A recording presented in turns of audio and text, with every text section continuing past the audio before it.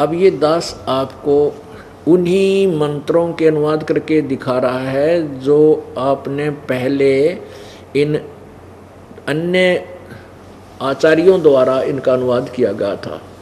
उन्होंने उसका अनुवाद सही नहीं कर रखा, इस दास ने वो अनुवाद किया। वो दिखाने इसलिए आवश्यक थे कि ताकि आप ये ना समझें कि रामपाल ने अपने आप ही तुक्के मार रखे क्योंकि ये संस्कृत नहीं जानता। पुण्यात्माओं, तत्व ज्ञान जो परमात्मा अंतःकरण में खोल देता है उसमें सभी भाषाओं का ज्ञान बहुत आसानी से हो जाता है। अनुवाद इन्होंने कर रखे हैं, अनुवाद कुछ एकाध अर्थ का इन्होंने गलत अर्थ करने की चेष्टा की है, वो हमारे पास शब्दकोश है, उसे हम देख लेते हैं, हम अक्सर ज्ञान युक्त हैं। तो इस करके इस दास ने इस तत्व ज्ञान की रोशनी में इन सदग्रंथों के अर्थ भी यथार्थ कर दिए। श्रीमद् भगवत गीता जी का अनुवाद किया है, उसका नाम रखा गहरी नज़र गीता में। उस अनुवाद को आप देखकर तुलना कर सकते हैं कि जो संस्कृत के ज्ञाता थे वो कितने विद्वान थे, कितना समझे थे, और इस दास ने संस्कृत भी ना आती और अनुवाद कर दिया। और देखो करके जब उसमें गलती हो तो निकालो त्रुटि कोई। अब इसी को भगवान की कृपा बोलते हैं, अजूबा बोलते हैं, जो अनहोनी कर दे। संस्कृत नहीं आती, इस दास पर अनुवाद करा दिए। बताइए, कृपा परमात्मा की, कबीर भगवान की, इसी को तो भगवान की महिमा कहते हैं, इसी से परमात्मा की समर्थता का ज्ञान होता है। अब देखो 16वें मंत्र में क्या कहा है, मंडल नंबर 9 सूक्त नंबर 96 के मंत्र 16 में कहा कि भगवान आप अपना वास्तविक नाम बताओ, का ज्ञान कराइए, आपका वास्तविक नाम क्या है। और जो आप तो अपने तत्व ज्ञान रूपी शस्त्र युक्त हैं, और उस तत्व ज्ञान रूपी शस्त्र से इस समाज में अज्ञान रूपी मवाद जो भर गया, यो नष्ट कर रहा है समाज को, उस मवाद को निकालें, ख़त्म करें और तत्व ज्ञान रूपी अपना वो ज्ञान प्रचार कीजिए। अब फिर उस नाम के और ज्ञान के बारे में 17वें में बताया है मंत्र में, पढ़िएगा। ये मंत्र नंबर 17, ऋग्वेद मंडल नंबर 9 सूक्त नंबर 96 मंत्र नंबर 17। शिशुम जगानम हरियंतम मर्जंती शुभंती वहीन मरुतः गणेन कबीर गिरभी कावेना कबीर संत सोम पवित्रम अत्यति रेभन सर्वश्रेष्ठी रचनहार हरिय शिशुम सर्व कष्ट हरण पूर्ण परमात्मा मनुष्य के विलक्षण बच्चे के रूप में जगानम माने जानबूझकर प्रकट होता है स्व इच्छा से, और तथा अपने तत्व ज्ञान को उस समय मर्जंती जब वो बालक रूप में आता है, बड़ा होकर के निर्मलता के साथ उच्चारण करता है अपने तत्व ज्ञान को। प्रभु प्राप्ति की लगी हुई विरहग्नि वाले मृतः माने भक्त, गणेन माने समूह के लिए कविताओं द्वारा कविताओं से पवित्रम अत्यधिक निर्मलता के साथ ये कबीर गिरभी को हमने ऐसे लिख दिया, इस रै का तला हलंत लगा दिया और गिर भी न्यारी लिख दी। ये कबीर गिरभी और यहाँ लिख दिया इसका अर्थ कबीर वाणी। अब गिरभी माने ये खुद लिखते हैं वाणी, और कबीर माने कबीर, हम इसको कबीर वाणी न्यू बोलन लग गए ऐसे कबीर वाणी द्वारा। रेभन माने ऊंचे स्वर से संबोधन करके बोलता हुआ वर्णन करता है। कबीर संत सोम, वह अमर पुरुष अर्थात सत्य पुरुष ही संत और अर्थात ऋषि रूप में स्वयं कबीर देव ही होता है, परंतु उस परमात्मा को न पहचान कर कवि कहने लग जाते हैं, परंतु वह पूर्ण परमात्मा ही होता है। उसका वास्तविक नाम कबीर देव है। अब इसमें स्पष्ट कर दिया है कि वो संत या ऋषि रूप में परमात्मा जो आता है वो अपने कबीर होता है, वो कबीर वो होता परमात्मा, लेकिन उसको वो अपनी महिमा की वाणी, अपना सौसम वेद का वर्णन कविताओं के माध्यम से करता है, इसलिए उसको कवि कहने लग जाते। और परमात्मा कबीर जी एक प्रसिद्ध 100 प्रसिद्ध कवियों में से एक कहलाता था। अभी तक हम उनको कवि ही मानते थे जब तक हमें लाल की पहचान नहीं हुई थी। अब हमने ये समझना है, देखिएगा ऋग्वेद मंडल नंबर 9 सूक्त 96 का मंत्र 17 में ये कबीर गिरभी, ये ऊपर रह है कबीर गिरभी, इन्होंने क्या लिखा है, कवि का कवि कर दिया, कवि रे को हटा के और 2 बिंदी ला दी और गिरभी माने वाणी द्वारा लिख दिया। अब देखिएगा पुण्यात्माओं, आपको ये दास बहुत ही अच्छी तरह समझाना चाहता है कि आप फिर कभी मिसगाइडेड ना हो किसी के द्वारा। ये देखिए, ये यजुर्वेद है। इस यजुर्वेद को जो ऊपर लगा है आधा, इस यजुर्वेद को हम यहाँ से ये हटा करके यहाँ 2 बिंदी लगा दें तो भी यजुर्वेद, अगर ऐसे लिख दें तो भी यही पवित्र पुस्तक है।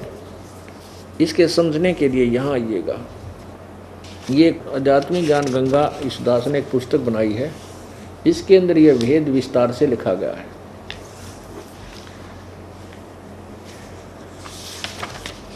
ये देखिएगा, अब जैसे हम दूध की महिमा करें, दूध, और संस्कृत में वह दूध की महिमा कहीं लिखी हो कि एक बहुत ही अच्छा पेय पदार्थ है, सफ़ेद है, बहुत ही पौष्टिक है, और ये लिखे नहीं कि वो दूध है, और जहाँ दूध लिखा उसको लिख दें सफ़ेद पौष्टिक पेय पदार्थ, तो क्या हम दूध को पहचान सकेंगे? दूध को दूध लिखना पड़ेगा कि ये दूध की महिमा गाई गई है।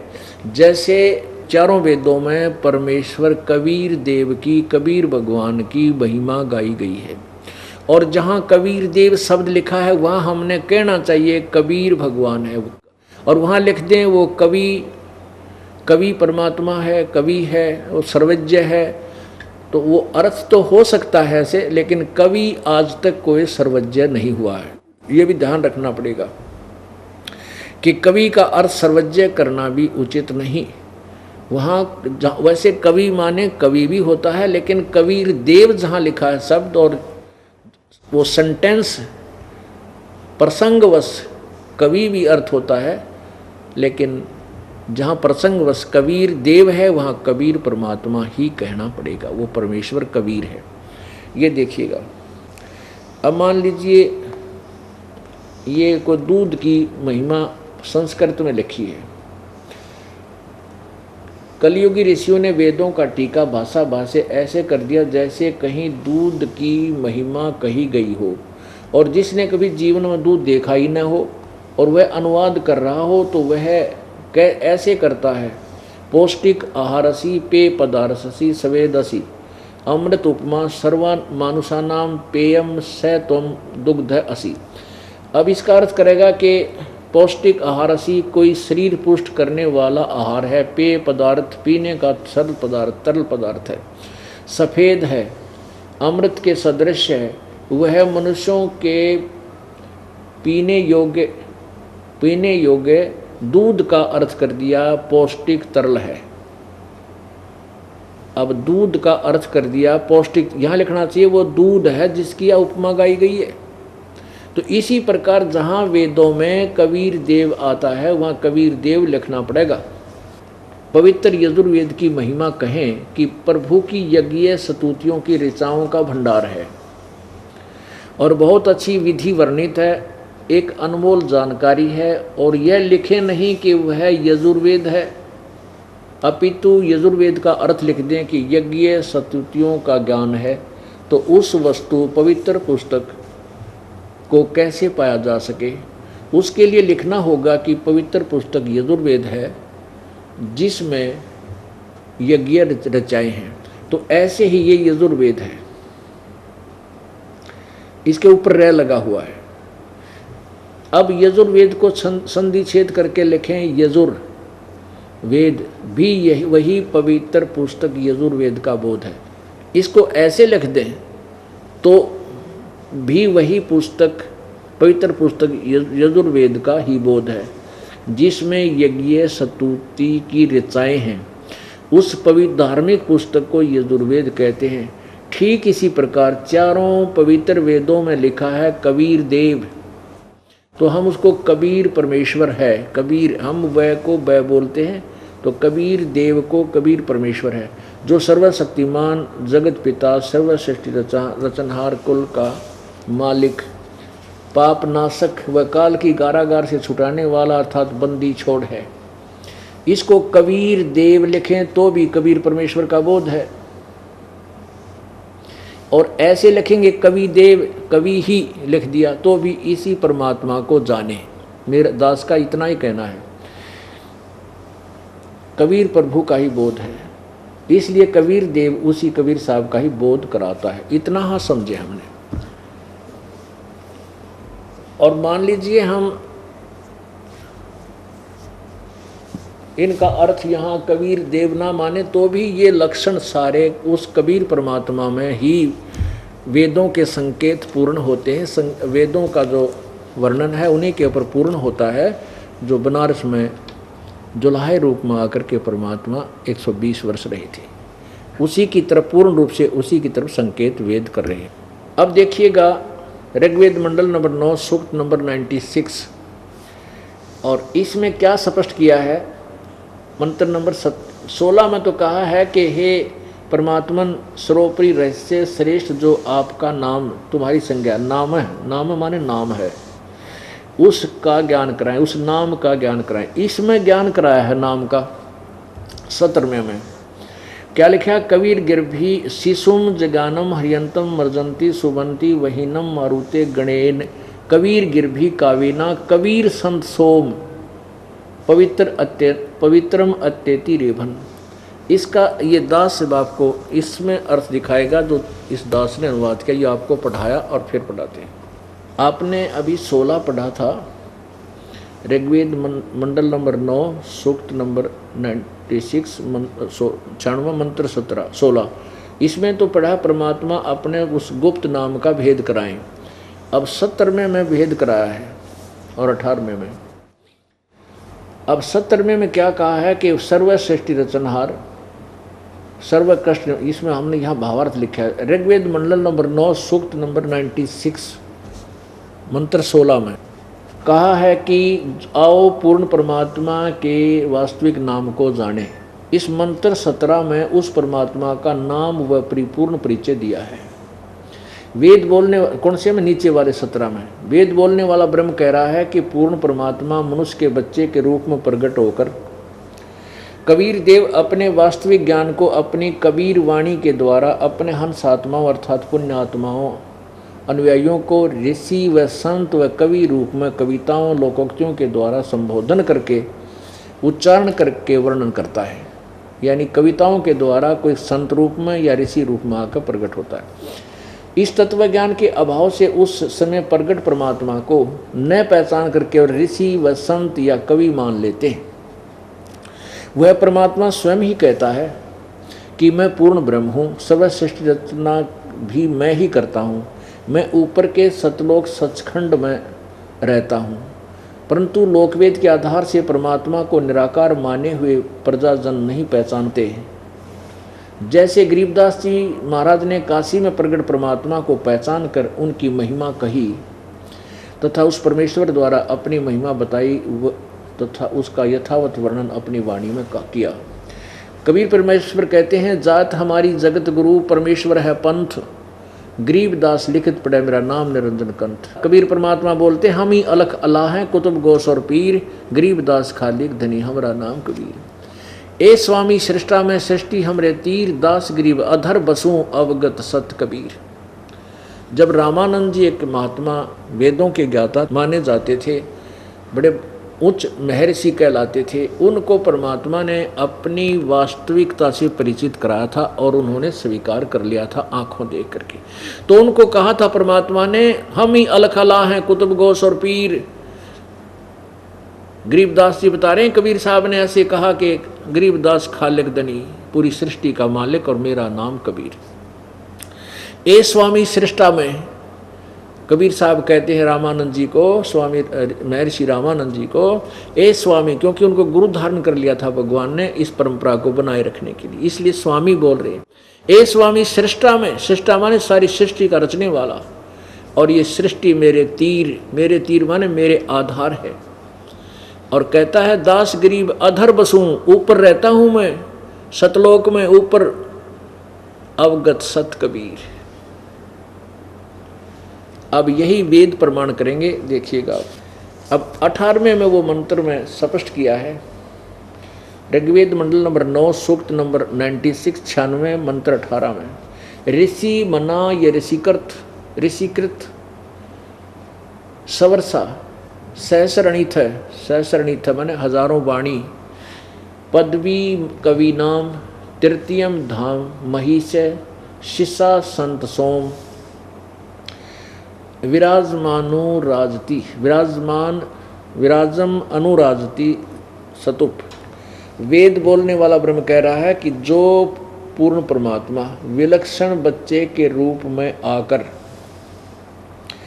प्रसिद्ध कवियों की उपाधि, पदवी माने उपाधि प्राप्त करके, अर्थात एक संत या ऋषि की भूमिका करता है जगत गुरु की, उस संत रूप में प्रकट हुए प्रभु द्वारा रची सहस्रणित हजारों वाणी, ऋषि मना संत स्वभाव वाले अच्छी आत्माओं वाले व्यक्तियों अर्थात भक्तों के लिए स्वर्ग के तुल्य आनंददायक होती है, बहुत प्यारी लगती है उनके बच्चों को, अनुयायियों को, जो परमात्मा अपनी वाणी बोलता है, जो भगवान, वह अमर पुरुष, वो मन अमर पुरुष अर्थात सत्य पुरुष, सतपुरुष, तृतीय तीसरे, धाम माने मुक्ति लोक अर्थात सतलोक की, महिष माने सुदृढ़ पृथ्वी को, शिष्या माने स्थापित करके यानी सतलोक की रचना करके, अनु माने पश्चात, संत या मानव सदृश रूप में, सतुप गुम्मद अर्थात गुम्बज में ऊंचे टीले जैसे सिंहासन पर विराजमानु राजती, सतुल उज्ज्वल सतुल आकार में मानव सदृश तेजो में शरीर में विराजमान है। 17 मंत्र 17 में कहा कि कबीर देव, भावार्थ है इस 18वें का, मंत्र 17 में कहा है कि कबीर देव शिशु रूप धारण कर लेता है, लीला करता हुआ बड़ा होता है, कविताओं द्वारा तत्व ज्ञान वर्णन करने के कारण कवि की उपाधि प्राप्त करता है, अर्थात उसे ऋषि संत व कवि कहने लग जाते हैं। वास्तव में वह पूर्ण परमात्मा कबीर ही है, उसके द्वारा रची अमृतवाणी कबीरवाणी कही जाती है, जो भक्तों के लिए स्वर्ग के तुल्य सुखदायी होती है। वही परमात्मा तीसरे मुक्तिधाम अर्थात सतलोक की स्थापना करके तेजो में मानव सदृश शरीर में आकार में गुम्बद में सिंहासन पर विराजमान है। अब 20 में देखो, अब इन्हीं के द्वारा दिखाते हैं आपको, क्योंकि इस दास के द्वारा अनुवाद को तो बहुत देर में स्वीकार्य होगा, जो पहले इन नकलियों की बात ने जैसा भी इन्होंने बनाया है वो भी सही ढंग से आप समझोगे। अब 20 में देखो, ऋग्वेद मंडल नंबर 9 सूक्त 96 का मंत्र 20 में, वह परमात्मा है जिस प्रकार एक संघ को उसका सेनापति प्राप्त होता, इस प्रकार ब्रह्मांड रूपी कोष को प्राप्त होकर उच्च स्वर से गरजता हुआ इस ब्रह्मांड रूपी विस्तृत प्रकृति खंड में भली भांति प्रविष्ट होता है। वो परमात्मा सतलोक से चलकर आता है, इसका सीधा सा अर्थ है। और जैसे मरिये माने मनुष्य, जैसे मनुष्य सोबर शरीर को धारण करता हुआ, इसका अर्थ है परमात्मा अन्य हल्के तेज पुंज का शरीर धारण करता हुआ अत्यंत गतिशील पदार्थ के समान, यानी पहुँचूंगा क्षण एक में जन अपने के हेत, यानी बहुत तीव्रगामी होकर के प्राप्ति के लिए, यानी उन भक्तों को मिलने के लिए गतिशील होता हुआ धनों के कटिबद्ध होता है। धनानाम का अर्थ होता है धनों के कटिबद्ध होता है। इस प्रकार प्रकृति रूपी ऐश्वर्य को धारण करने के लिए परमात्मा सदैव देता है। ये तो इन्होंने अपने अर्थ लिखाए। हमने ये देखना कि वो परमात्मा जो ऊपर 18 में वर्णन किया है, 20 में बताया है, 19 में तुरियम धाम लिखा, चौथा धाम, यानी उस अनामी लोक का भी वर्णन है इनमें, ये अलग से बताएंगे। अब उन 18वें का 20 में स्पष्ट होता है कि वह परमात्मा जिस प्रकार एक संघ को उसका सेनापति प्राप्त होता, इसी प्रकार ब्रह्मांड रूपी कोष में प्राप्त होकर उच्च स्वर से गरजता हुआ इस ब्रह्मांड रूपी विस्तृत प्रतिखंड में बड़ी भांति प्रविष्ट होता है।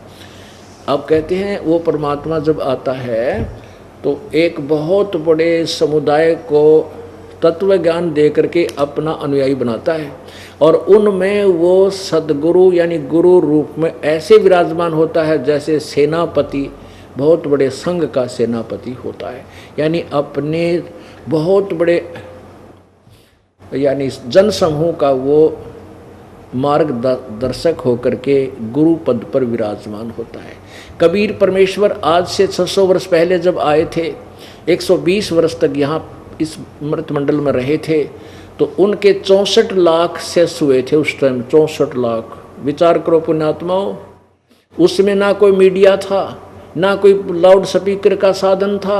उस परमात्मा ने वो कैसे 64 लाख शिष्य बनाए, वो कितने समर्थ थे। एक दिन में 100 जगह प्रकट होकर के परमात्मा ने अपनी प्यारी आत्माओं को खोजा, ढूंढा, अपना तत्व ज्ञान बताया और उनके दुख निवारण किए। 64 लाख शिष्य 600 वर्ष पहले हो जाना कोई बालकों का खेल नहीं। आज 64 करोड़ हो जा तो भी थोड़े रह जाएं, क्योंकि उसमें सारी आबादी पूरी हिंदुस्तान की 4 करोड़ होगी मुश्किल तक, और अब अरबों पर पहुंच चुकी है।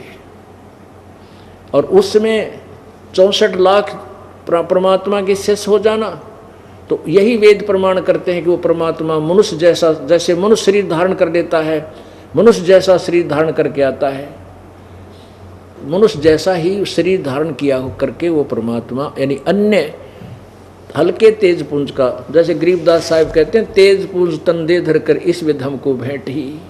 तेज पुंज का हल्का शरीर बनाकर अन्य दे धर के वो परमात्मा हमको यहाँ आकर मिलते हैं। वो कबीर परमेश्वर हैं। बोलो सतगुरुदेव। परमपिता परमात्मा पूर्ण ब्रह्म सर्व सृष्टि रचनहार कुल मालिक कबीर देव कबीर भगवान, ये हमारे परम पिता हैं, सभी आत्माओं के कुल मालिक हैं। हम इनकी आत्मा है, चाहे आज कोई चींटी बना है, हाथी बना है, चाहे कोई जंगली जानवर है, पशु पक्षी बना है, चाहे मानव है, देव है, महादेव है, ब्रह्मा विष्णु महेश हैं, ये सभी आत्माएं उस परमेश्वर की हैं। जितने भी ये देवी और देवताएं हैं, ये सभी उसी परमेश्वर के कबीर देव की आत्मा है। और यहाँ 21 ब्रह्मांड ज्योत स्वरूपी निरंजन अर्थात क्षर पुरुष, इसको क्षर पुरुष भी बोलते हैं, क्षर पुरुष। वैसे हम अपनी लोकल लैंग्वेज में क्षर पुरुष कहते हैं, क्षर, वैसे क्षर पुरुष यानी नासवान प्रभु, क्षर ब्रह्म। ब्रह्म का अर्थ होता है परमात्मा, प्रभु, स्वामी। तो क्षर ब्रह्म ये ज्योति निरंजन है, काल है जो 21 ब्रह्मांड का मालिक है, जो ब्रह्मा विष्णु महेश जी का पूज्य पिताजी है। और अक्षर ब्रह्म है, ये परब्रह्म है जो 7 संग ब्रह्मांड का स्वामी है। और परम अक्षर ब्रह्म है, ये पूर्ण ब्रह्म है, सत्य पुरुष है, कबीर देव है, कबीर प्रभु। ये कबीर परमात्मा है, असंख्य ब्रह्मांड का मालिक, इंक्लूडिंग ब्रह्म, क्षर ब्रह्म के और अक्षर ब्रह्म के लोगों सहित वो सब के ऊपर कुल मालिक है। परमेश्वर ने आकर के हमें क्या बताया था? भाई भजन करो उस रब का जो दाता है कुल सब का। परमेश्वर ने स्वयं आकर के अपनी महिमा आप बताई, अपनी स्थिति से, अपनी समर्थता से कुछ पुण्यात्माओं को परिचित करवाया। उनमें से एक आदरणीय गरीबदास साहिब जी, गांव छुडानी, जिला झज्जर, हरियाणा के अंदर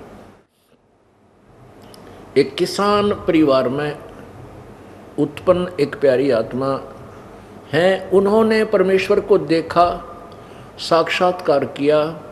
सतलोक जहाँ परमात्मा रहते हैं उस तीसरे धाम में, वहाँ प्रभु उनको लेकर गए, फिर वापस छोड़ा।